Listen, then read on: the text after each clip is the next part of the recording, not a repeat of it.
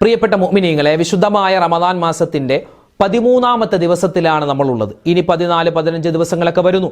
അപ്പോൾ ഇന്നത്തെ ദിവസം ചുരുങ്ങിയതൊരു 3 വട്ടമെങ്കിലും ഇന്നത്തെ ക്ലാസിന്റെ തുടക്കത്തിൽ നമ്മൾ പഠിക്കുന്ന ഈ ദുആ നിങ്ങൾ പറഞ്ഞാൽ നിങ്ങളുടെ ദുന്യാവും രക്ഷപ്പെട്ടു, ആഖിറവും രക്ഷപ്പെട്ടു.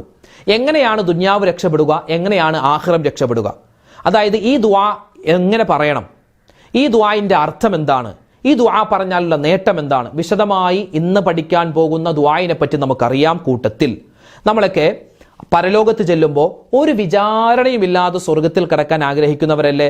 അള്ളാന്റെ അടുക്കൽ ചെന്ന് പേടിച്ചു വിറച്ചു നിൽക്കുന്ന അവസ്ഥ ഉണ്ടാവരുത്. വേഗത്തിൽ സ്വർഗത്തിൽ കടക്കണം. അതിന് 6 സ്വഭാവം നമ്മൾ സൂക്ഷിക്കണം. 6 സ്വഭാവം നമുക്ക് വേണം, 6 സ്വഭാവം നമുക്ക് വേണ്ട. അപ്പൊ ഏതൊക്കെയാണ് നമ്മൾ ഈ റമദാനിൽ തന്നെ ആർജിച്ചെടുക്കേണ്ട 6 സ്വഭാവങ്ങൾ, ഈ റമദാനിൽ തന്നെ നമ്മൾ ഉപേക്ഷിക്കേണ്ട 6 സ്വഭാവങ്ങൾ വിശദമായി ഇന്നത്തെ ക്ലാസ്സിൽ കേൾക്കാം. കൂട്ടത്തിൽ സുന്ദരമായ ആ ദുആയും നമുക്ക് പഠിച്ചെടുക്കാം. അള്ളാഹു സ്വീകരിക്കട്ടെ. ആമീൻ.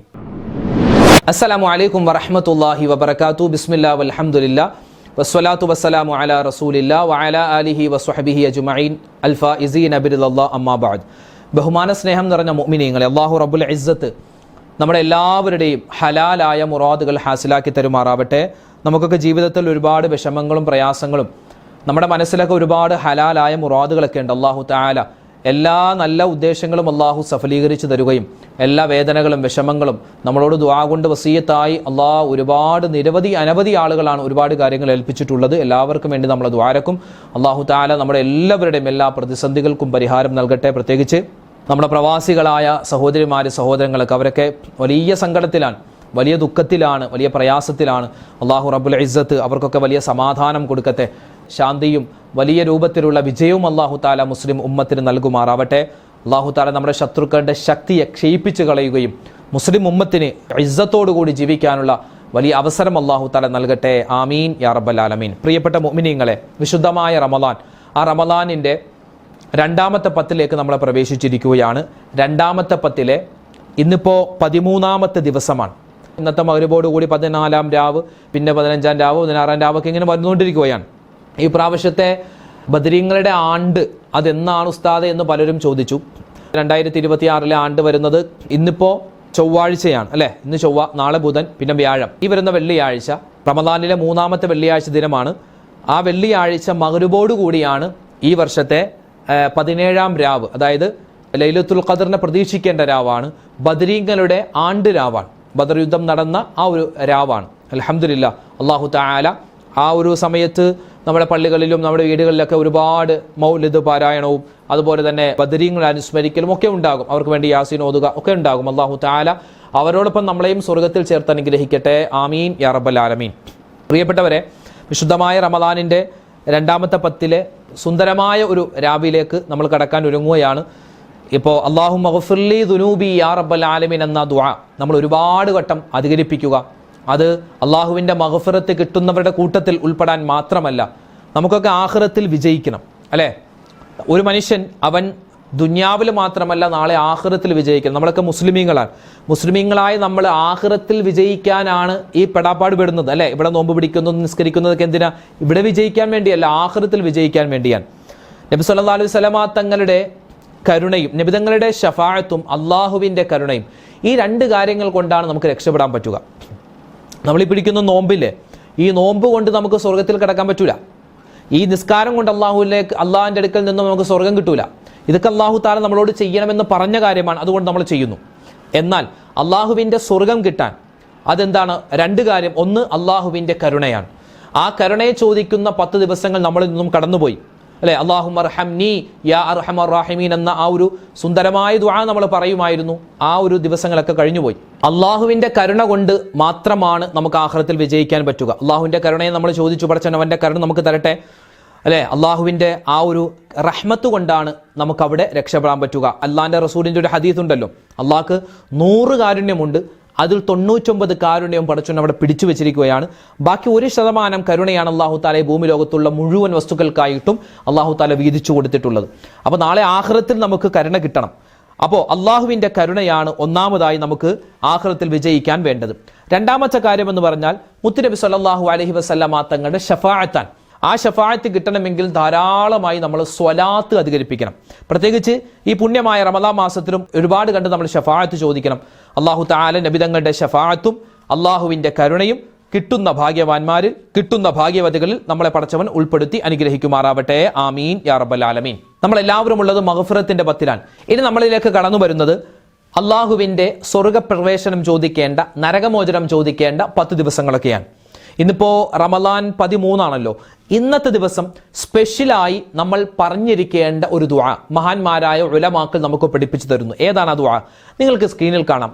ഒരു വട്ടമെങ്കിലും ഇൻഷാ അല്ലാഹ് ഈ ദുആ എൻ്റെ ഉമ്മമാരും വാപ്പമാരും ഇന്നത്തെ ക്ലാസ് കേൾക്കുന്ന നമ്മൾ ഓരോരുത്തരും ഒരു വട്ടമെങ്കിലും മനസ്സറിഞ്ഞ് ഈ ദുആ പറയണം. റമദാനിന്റെ ഓരോ ദിവസവും സ്പെഷ്യലായ ചില ദുആകൾ മഹാന്മാർ നമുക്ക് പഠിപ്പിച്ചിട്ടുണ്ട്. അപ്പോൾ ഇന്നത്തെ ദിവസം റമദാൻ 13 ഇന്നത്തെ ദിവസം നമ്മൾ പറഞ്ഞിരിക്കേണ്ട ഒരു പ്രധാനപ്പെട്ട ദുആയുണ്ട്. ഏതാണത്? നിങ്ങൾക്ക് സ്ക്രീനിൽ കാണാൻ പറ്റും. ഏതാണ് ദുആ? അല്ലാഹുമ്മ ഇന്നി അസ്അലുക റിളാക വൽ ജന്ന വ അഊദു ബിക മിൻ സുഖ്തിക വന്നാർ. ഇതാണ് ആ ദുആ. ഒന്നുകൂടെ പറഞ്ഞേ. അല്ലാഹുമ്മ ഇന്നി അസ്അലുക ബിറിളാക വൽ ജന്ന വ അഊദു ബിക മിൻ സുഖ്തിക വന്നാർ. എന്താ അതിന്റെ അർത്ഥം? അല്ലാഹുമ്മ അല്ലാഹുവേ, ഇന്നി നിശ്ചയമായും ഞാൻ അസ്അലുക നിന്നോട് ചോദിക്കുന്നു, റിളാക നിന്റെ തൃപ്തിയെ ഞാൻ ചോദിക്കുന്നു. അല്ലാഹുവിന്റെ തൃപ്തി നമുക്ക് വേണം. ഒരു കാര്യത്തിൽ നമുക്ക് തൃപ്തി ഉണ്ടെങ്കിൽ അത് വളരെ റാഹത്താണ് അല്ലേ? ഇപ്പൊ നമ്മുടെ ഭാര്യയെ പറ്റി നമുക്ക് ഭയങ്കര തൃപ്തിയാണ്. അതായത് നമുക്ക് സന്തോഷമാണ് അവൾ തരുക. അതുപോലെ തന്നെ നമ്മുടെ ഭർത്താവിനെ പറ്റി നമുക്ക് തൃപ്തിയാണ്. മൂപ്പര് എല്ലാ കാര്യവും വേണ്ട രൂപത്തിൽ ചെയ്തു തരും. നമ്മുടെ മക്കളുടെ വിഷയത്തിൽ നമുക്ക് തൃപ്തിയാണ്. നമ്മുടെ കച്ചവടം അൽഹംദുലില്ലാ റാഹത്താണ്, തൃപ്തിയാണ്. അപ്പോൾ തൃപ്തി എന്ന് പറഞ്ഞൊരു സാധനമുണ്ട്. അത് അള്ളാഹുവിൽ നിന്ന് നമ്മൾ ചോദിക്കണം. അള്ളാഹിന്റെ തൃപ്തി കിട്ടിയാൽ പിന്നെ നമ്മൾ രക്ഷപ്പെട്ടു. അപ്പൊ അതാണ് അല്ലാഹുവേ ഇന്നി നിശ്ചയമായും ഞാൻ അസ്അലുക നിന്നോട് ചോദിക്കുന്നു, റിളാക നിന്റെ തൃപ്തിയെ ഞാൻ ചോദിക്കുന്നു. തൃപ്തി മാത്രം പോരാ, വൽ ജന്ന സ്വർഗത്തെയും ചോദിക്കുകയാൻ. അല്ലാഹുമ്മ ഇന്നി അസ്അലുക റിളാക വൽ ജന്ന. പിന്നെ ചോദിക്കുന്നത് വ അഊദു ബിക, അല്ലാഹുവേ ഞാൻ നിന്നോട് കാവൽ ചോദിക്കുകയാണ്, മിൻ സുഖ്തിക നിന്റെ ഗളബ്, നിന്റെ കോപം. അല്ലാഹു നിന്റെ കോപത്തെ തൊട്ട് ഞാൻ കാവൽ ചോദിക്കുന്നു, വന്നാർ നരകത്തെ തൊട്ടും. വിശുദ്ധമായ റമദാനിൽ നമ്മൾ കൂടുതലായും നരകമോചനം ചോദിക്കണേ, സ്വർഗപ്രവേശനം ചോദിക്കണേ. നബി തങ്ങളുടെ ഒരു ഹദീസിൽ കാണാം, ഒരു മനുഷ്യൻ ഒരു ദിവസം 3 വട്ടം സ്വർഗത്തെ ചോദിക്കുകയാണെങ്കിൽ സ്വർഗം അല്ലാഹുവോട് പറയും, പടച്ചവനെ അവൻ എന്നെ ചോദിച്ചിട്ടുണ്ട്, അവനെ നീ എന്നിലേക്ക് കടത്തണേ അല്ലാ. ഒരു ദിവസം ഒരാൾ 3 പ്രാവശ്യം നരകത്തിൽ നിന്നും മോചനം ചോദിച്ചാൽ നരകം പറയും, അല്ലാഹുവേ അയാള് 3 പ്രാവശ്യം എന്നെ തൊട്ട് നിന്നോട് കാവൽ ചോദിച്ചിട്ടുണ്ട്, അയാളെ എന്ത് തന്നെ വന്നാലും എന്നിലേക്ക് നീ കടത്തരുതേ. അതുകൊണ്ടൊരു 3 വട്ടമെങ്കിലും ഇൻഷാ അല്ലാഹ്, കുറഞ്ഞത് 1 വട്ടം അല്ലെങ്കിൽ 3 വട്ടമെങ്കിലും നമ്മൾ പറഞ്ഞിരിക്കണേ ദുആ. ഇപ്പത്തെ നമുക്കൊന്ന് പറഞ്ഞാലോ? എല്ലാവരും ഒന്നിച്ച് പറഞ്ഞേ. അല്ലാഹുമ്മ ഇന്നി അസ്അലുക റിളാക വൽ ജന്ന വ അഊദു ബിക മിൻ സുഖ്തിക വന്നാർ. പറ. അല്ലാഹുമ്മ ഇന്നി അസ്അലുക റിളാക വൽ ജന്ന വ അഊദു ബിക മിൻ സുഖ്തിക വന്നാർ. അല്ലാഹുമ്മ ഇന്നി അസ്അലുക റിളാക വൽ ജന്ന വ അഊദു ബിക മിൻ സുഖ്തിക വന്നാർ. ഇതാണ് ദുആ. വളരെ എഫക്റ്റീവായ ദുആയാണ്. ഈ ദുആ പറഞ്ഞാൽ ഒരുപാട് നേട്ടങ്ങളുണ്ട്. സ്വർഗപ്രവേശനം കിട്ടും മാത്രമല്ല, നരകമോചനം കിട്ടും മാത്രമല്ല, ഈ ദുന്യാവിൽ അല്ലാഹുവിന്റെ തൃപ്തി ഉണ്ടെങ്കിൽ നമ്മുടെ ആരോഗ്യം നമുക്ക് പിന്നെ ഒരു പേടിയും വേണ്ട. നമ്മുടെ സമ്പത്തിന്റെ വിഷയത്തിൽ നമുക്കൊരു പേടി വേണ്ട. അതുപോലെ തന്നെ നമ്മുടെ സന്താനങ്ങളുടെ വിഷയത്തിൽ ഒരു പേടി വേണ്ട. മരണം എപ്പോൾ നടന്നാൽ എന്താണ്, നല്ല മരണം കിട്ടും, അതിൽ ഒരു വിഷമവും വേണ്ട. അപ്പോൾ നമ്മുടെ സാമ്പത്തികമായ ബുദ്ധിമുട്ട്, ശാരീരികമായ പ്രതിസന്ധികൾ എല്ലാം മാറാൻ അള്ളാഹുവിൻ്റെ തൃപ്തി വേണം. ആ തൃപ്തിയാണ് നമ്മൾ ചോദിക്കുന്നത് ഇന്നത്തെ ദിവസം. ഇത് ഇന്നത്തെ ദിവസത്തൊക്കെ മാത്രമാക്കണ്ട, ഇനിയുള്ള ദിവസങ്ങളിലും ഈ ദുആയൊക്കെ പഠിച്ചു വെച്ചിട്ട് ഇൻഷാ അല്ലാഹ് നോക്കി പറഞ്ഞാലും കുഴപ്പമില്ല. ഈ ദുആ പറഞ്ഞോ, ഒരുപാട് ഗുണങ്ങളുണ്ട് കേട്ടോ. മാത്രമല്ല എല്ലാത്തിനും ഉപരിയായി അള്ളാഹുവിൻ്റെ തൃപ്തി നമുക്ക് കിട്ടിയാൽ വിചാരണ പോലുമില്ലാതെ സ്വർഗത്തിൽ കടക്കാൻ പറ്റും. അല്ലാ വിചാരണ പോലുമില്ലാതെ സ്വർഗത്തിൽ കടക്കാൻ ഈ ദുആ മതി. വിശുദ്ധമായ റമദാനാണ്. അൽഹംദുലില്ലാഹ് നമ്മളൊക്കെ നോമ്പ് പിടിക്കുന്നു. അള്ളാഹു നമ്മുടെ നോമ്പിനെ സ്വീകരിക്കട്ടെ. തറാവീഹ് നമസ്കരിക്കുന്നു, വിത്ർ നിസ്കരിക്കുന്നു, തഹജ്ജുദ് നിസ്കരിക്കുന്നു, അല്ലേ? അത്താഴത്തിന്റെ സമയത്ത് നമ്മൾ എഴുന്നേറ്റിട്ട് പുണ്യമായ ദിക്ർ ഔറാദുകൾ പറയുന്നു. നമ്മളെല്ലാ 5 വഖ്ത് നമസ്കാരവും കൃത്യമാക്കുന്നു, അതിന് മുമ്പും ശേഷമുള്ള സുന്നത്ത് നിസ്കരിക്കുന്നു, ദുഹാ നിസ്കരിക്കുന്നു, തഹജ്ജുദ്, അതുപോലെ തന്നെ എല്ലാ വിത്തറും ഒക്കെ നമ്മൾ നിസ്കരിക്കുന്നുണ്ട്. അള്ളാഹു നമ്മുടെ നമസ്കാരങ്ങളെ കബൂലാക്കട്ടെ. അതുപോലെ തന്നെ നോമ്പുതുറ നമ്മൾ നടത്തുന്നു, നമ്മുടെ വീട്ടിൽ, നമ്മുടെ തറവാട്ടിൽ, അതുപോലെ പള്ളിയിൽ ഒക്കെ നമ്മൾ ഇഫ്താർ സംഗമങ്ങളൊക്കെ നടത്തുന്നു. ഒരുപാട് ഭക്ഷണമായി പോവാതെ നമ്മൾ സൂക്ഷിക്കണേ. ഒരിക്കലും അമിതമാവരുതൊന്നും, ഒരുപാട് വേസ്റ്റാക്കി ഭക്ഷണം കളയുന്നൊരവസ്ഥ ഉണ്ടാക്കരുത്. നമുക്കറിയാമല്ലോ, ഗൾഫ് രാജ്യങ്ങളിലും മറ്റുമൊക്കെ എത്രയോ ആളുകളാണ് നോമ്പായിട്ട് നല്ലൊരു ഭക്ഷണം കിട്ടാനില്ലാതെ വിഷമിക്കുന്നത്. കൊണ്ട് അവർക്കൊക്കെ വേണ്ടി നമ്മൾ ദുആ എപ്പോഴും ചെയ്യണം. അല്ലാഹു തആല എല്ലാവർക്കും ഖൈറുകൾ പ്രദാനിക്കുമാറാവട്ടെ. ആമീൻ യാ റബ്ബൽ ആലമീൻ. നമ്മൾ പറഞ്ഞത് ഈ ദിക്റിനെ പറ്റിയാണ്, ഈ ദുആയിനെ പറ്റിയാണ്. ഈ ദുആയിന്റെ ബെനിഫിറ്റ് ഏറ്റവും നല്ലത്, ഏറ്റവും വലുത്, വിചാരണ പോലുമില്ലാതെ നമുക്ക് സ്വർഗ്ഗത്തിൽ കടക്കാൻ പറ്റുമെന്നാണ്, അല്ലേ? അള്ളാഹുവേ പടച്ചവനെ, ഈ വിചാരണ അത് വല്ലാത്തൊരു സംഗതിയാണ്. അള്ളാഹു താല നമ്മളെ വിചാരണ ചെയ്യുക. നബി തങ്ങളുടെ ഒരു ഹദീസിൽ കാണാം, സിത്തത്തുൻ യദ്ഖുലൂന നാറ ബിഗൈരി ഹിസാബ്. അതായത് ചില ആളുകളുണ്ട്, അവർ വിചാരണ പോലുമില്ലാതെ സ്വർഗ്ഗത്തിൽ കടക്കും. ചില ആളുകളുണ്ട് വിചാരണ പോലുമില്ലാതെ നരകത്തിൽ കടന്നു പോകും. അള്ളാഹു കാത്തിരക്ഷിക്കട്ടെ. അങ്ങനെ ചില ആളുകളുണ്ട്. അതിൽപ്പെട്ട ഒരു വിഭാഗമാണ് അൽ ഉമറാ ബിൽ ജൗർ, അതായത് അക്രമകാരികളായ നേതാക്കൾ. ഇന്നിപ്പോൾ ഒരുപാട് കൂടിക്കൊണ്ടിരിക്കുകയല്ലേ, അക്രമം ചെയ്യുന്നു.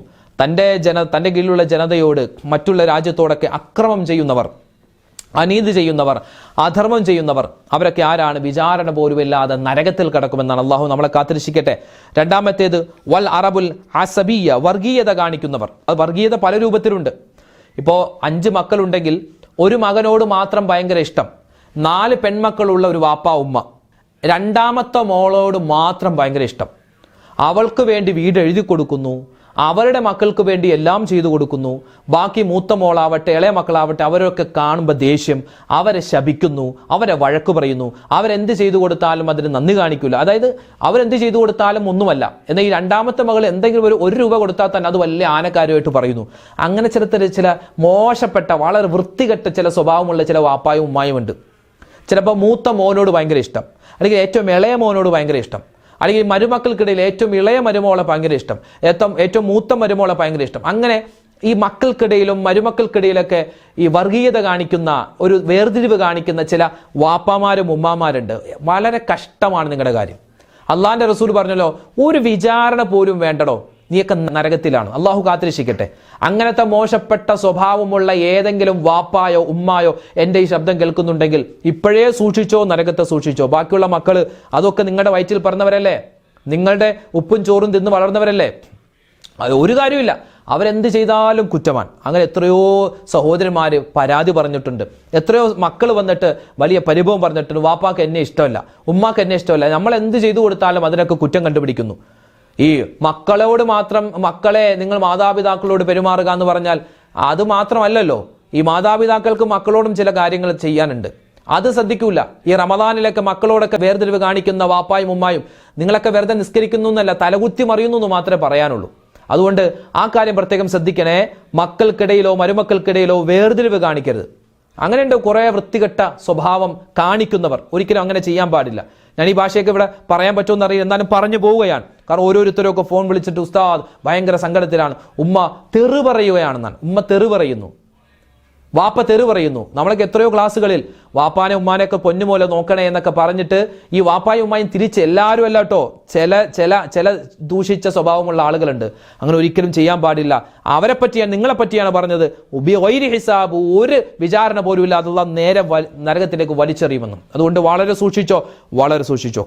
വർഗീയത മക്കൾക്കിടയിൽ കാണിക്കാൻ പാടില്ല, കുടുംബങ്ങൾക്കിടയിൽ കാണിക്കാൻ പാടില്ല, സമൂഹത്തിൻ്റെ ഇടയിൽ കാണിക്കാൻ പാടില്ല.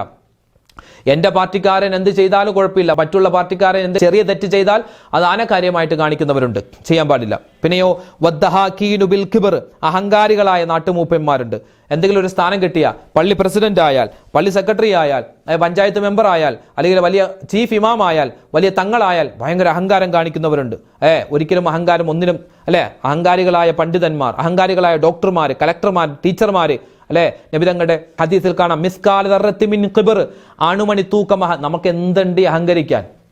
എന്തുണ്ടായിട്ടാണ് അഹങ്കരിക്കുന്നത്? ഞാൻ അഹങ്കരിക്കാൻ എനിക്ക് എന്തുണ്ട്?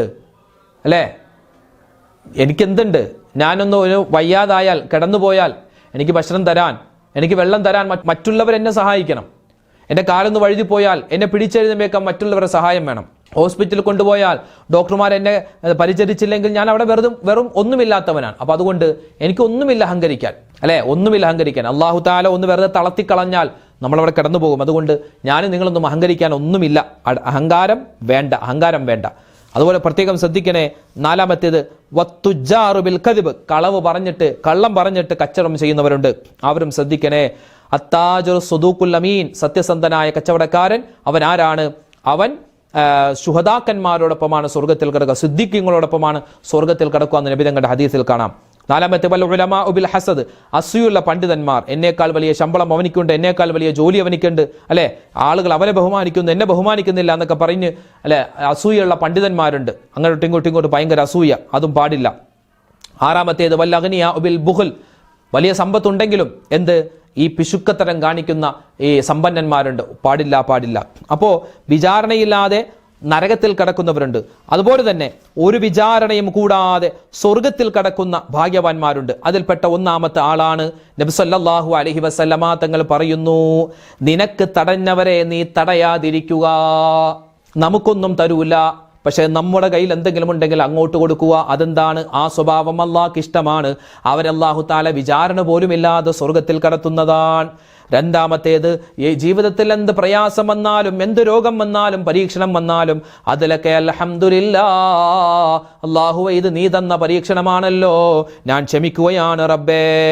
ക്ഷമിക്കുന്നവരെ, സഹിക്കുന്നവരെ, ആത്മഹത്യ ചെയ്യാൻ പോലും ചിന്തിക്കാത്തവരെ നിങ്ങൾക്ക് അല്ലാഹു തആല വിചാരണ പോലുമില്ലാതെ സ്വർഗം തരുന്നതാണ്. മൂന്നാമത്തെ വിഭാഗം പക്ഷിശാസ്ത്രം നോക്കാത്തവരാണ്. ജ്യോത്സ്യന്മാരുടെ അടുക്കൽ പോകുന്നവർ, അവർക്കൊന്നും അല്ലാഹു തആല സ്വർഗം കൊടുക്കൂല. പിന്നെയോ നാലാമത്തെ ഒരു വിഭാഗം എന്ന് പറഞ്ഞാൽ അവർ അള്ളാഹുവിൽ തവക്കുലാക്കുന്നവരാണ്. മക്കളുടെ വിഷയത്തിൽ, കച്ചവടത്തിന്റെ വിഷയത്തിൽ തവക്കുൽ ചെയ്യുന്നവരാണ്. പിന്നെയോ മറ്റൊരു വിഭാഗമാണ് സൂറത്തുൽ ഫുർഖാൻ ഓതുന്നവർ. സൂറത്തുൽ ഫുർഖാൻ നിത്യമായി ആരാണോ ഓതുന്നത് അവർക്ക് ഒരു വിചാരണയുമില്ലാതെ സ്വർഗത്തിൽ കടക്കാനുള്ള മഹാസൗഭാഗ്യം അള്ളാഹു കൊടുക്കുന്നതാണ്. അഞ്ചാമത്തേത്, നിന്നെ ഉപദ്രവിച്ചവരെ നീ ഉപദ്രവിക്കരുതേ. നിന്നോട് ബന്ധം ചേർത്തവരെ നീ അങ്ങോട്ട് ബന്ധം ചേർക്കണേ. ചിലപ്പോൾ നമ്മളെ കല്യാണത്തിന് വിളിക്കൂല, പക്ഷെ നമ്മൾ നമ്മുടെ കല്യാണം അവരെ വിളിക്കുക. അങ്ങനെ വാശിക്ക് നിൽക്കണ്ട. വാശിക്ക് വിളിക്കാത്തവരുണ്ട്. അവൻ എന്നെ വിളിച്ചില്ലല്ലോ, അതുകൊണ്ട് ഞാനും വിളിക്കൂല. അങ്ങനെയൊക്കെ അതൊക്കെ വെറുതെ ഒരു അല്പത്തരം എന്ന് പറയാം, അല്പത്തരം. അതുകൊണ്ട് അതൊന്നും വലിയ കാര്യമാക്കരുത്. നമ്മളെ കൊണ്ട് പറ്റുന്ന രൂപത്തിൽ മറ്റുള്ളവരെ സഹായിക്കുക, അവരോടുള്ള ബന്ധം ചേർക്കുക. അവർ ചിലപ്പോൾ ഇങ്ങോട്ട് പിണങ്ങിയാലും അങ്ങോട്ട് പോയി സലാം പറയുക. ഇതൊക്കെ എന്താണ്? നമുക്ക് വിചാരണയില്ലാതെ സ്വർഗത്തിൽ കടക്കാൻ പറ്റുന്ന ചില അമലുകളാണ്. അല്ലാഹു റബ്ബുൽ ഇസ്സത്ത് ഈ കാര്യങ്ങളൊക്കെ ശ്രദ്ധിക്കാൻ നമുക്ക് തൗഫീഖ് തരട്ടെ. വിശുദ്ധമായ റമദാൻ മാസത്തിന്റെ സുന്ദരമായ രണ്ടാമത്തെ പത്തിലൂടെയാണ് നമ്മൾ പോകുന്നത്. അള്ളാഹുവിന്റെ പാപമോചനം നമുക്കെല്ലാവർക്കും അള്ളാഹു നൽകുമാറാവട്ടെ. സ്വർഗപ്രവേശനം നൽകി അനുഗ്രഹിക്കുമാറാവട്ടെ. ആമീൻ യാ റബ്ബൽ ആലമീൻ. അപ്പോൾ ഇന്നത്തെ ക്ലാസ്സിൽ നമ്മൾ പറഞ്ഞ ദുആ മറന്നു പോവണ്ട. അള്ളാഹു തആല നമ്മളെല്ലാവരെയും വിചാരണ കൂടാതെ സ്വർഗത്തിൽ കടക്കുന്നവരുടെ കൂട്ടത്തിൽ ഉൾപ്പെടുത്തുമാറാവട്ടെ. ഇൻഷാ അല്ലാഹ് ഒരുപാട് പേര് ദ്വാരക്കാൻ ഏൽപ്പിച്ചിട്ടുണ്ട്. എല്ലാവർക്കും വേണ്ടി എപ്പോഴും ദ്വായുണ്ട്. അള്ളാഹു നമ്മളെ ഖബൂൽ ചെയ്യുമാറാവട്ടെ. ആമീൻ. അസ്സലാമു അലൈക്കും വറഹ്മത്തുള്ളാഹി തആല വബറകാതുഹു.